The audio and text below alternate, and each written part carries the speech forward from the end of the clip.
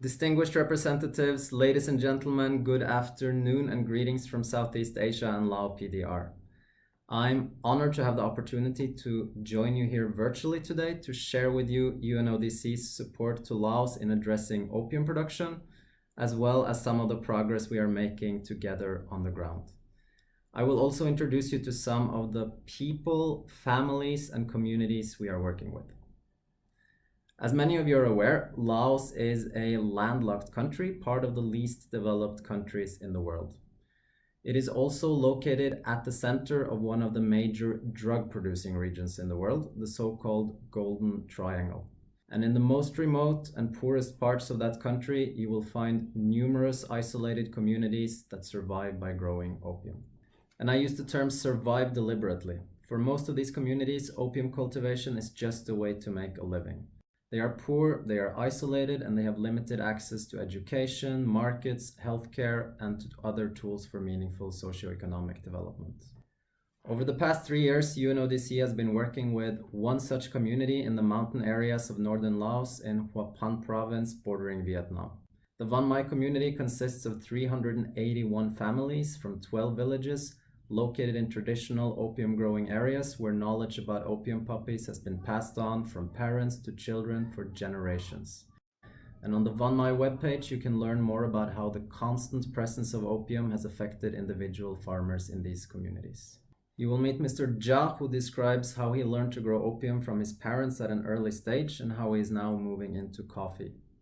Mr. Van D, who shares from his life as a daily opium user, and Miss Her, who tells us about how she lost her husband to opium and is now losing her son. These stories are a sad illustration of how opium also affects the local communities where it is grown. During UNODC's first visits to the Vanmai villages back in 2016, we were often told different versions of the same story when we asked about alternative income opportunities, market access, and related challenges. We were told about how coffee prices for the maize they cultivated were set by the only trader who would come to their village, offering $1.50 per kg one year and 50 cents the next. We were told about how women in the villages made traditional weavings and handicrafts, but also how they had to buy expensive silk and colors from the outside. And we were told about how one village that had started growing coffee after a businessman visited them and promised to come back to buy the finished product, but in the end they gave up when the businessman never returned. At that time, Vanmai was not yet a community, but 12 separate villages facing similar problems. Because of isolation, the lack of access to technology, to knowledge, and to markets, they were all dependent on traders and other people coming to their villages to buy unprocessed products for low prices that farmers could not negotiate.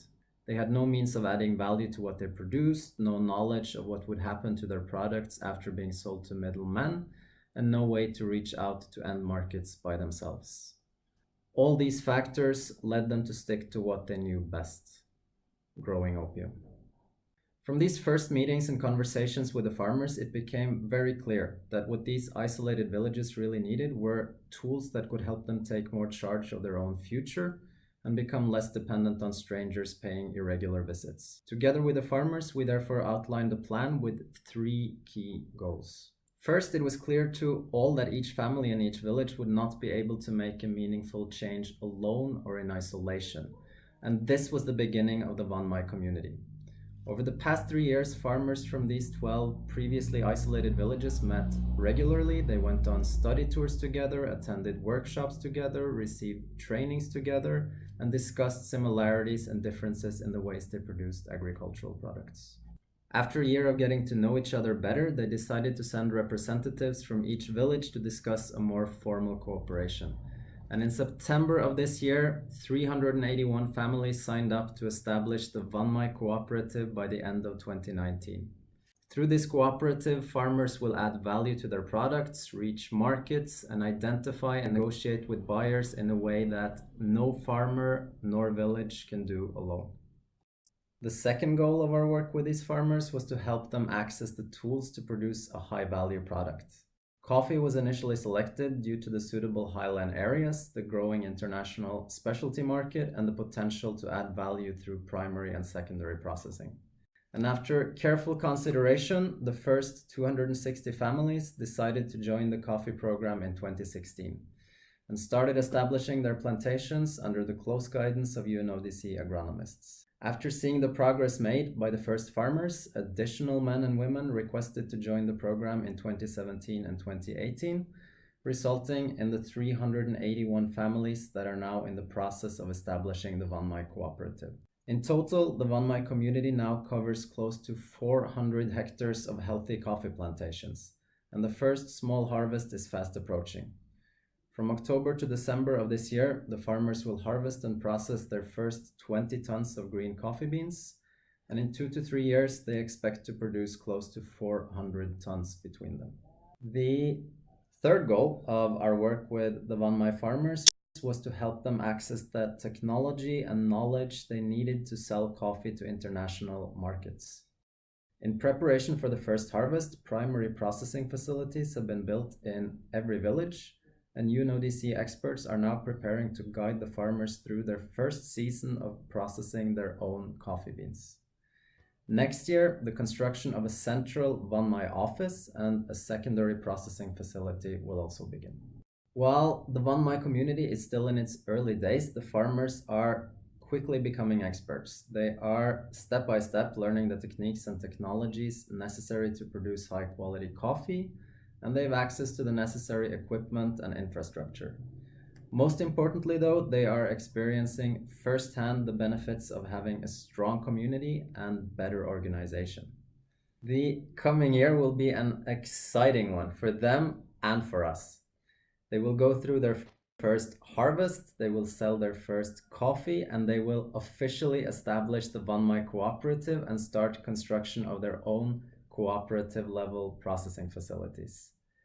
Through this organization, they hope to sell coffee and other products that can ensure an annual cash income of around $3,000 per family, a very large increase for a group of farmers where 80% of the families today make less than $800 per year from opium and other sources. If they succeed, the Vanmai farmers will create the first commercially successful farmers cooperative in the opium growing northern provinces of Laos. And we are working closely with local authorities to make sure that these lessons can be used also by other development projects and to develop policies. Vanmai means new day in Lao language, and while the community will still require support from us and other partners in the near future, they hope that they have put behind them the days when they were forced to accept 50 cents for a kg of maize that was worth 3 times that price, or wait around for a buyer that never returned. Our goal is that they can also provide an example and a path forward that other communities in the vicinity can take to move away from drug production and to afford themselves a brighter future. Ladies and gentlemen, thank you very much for your attention.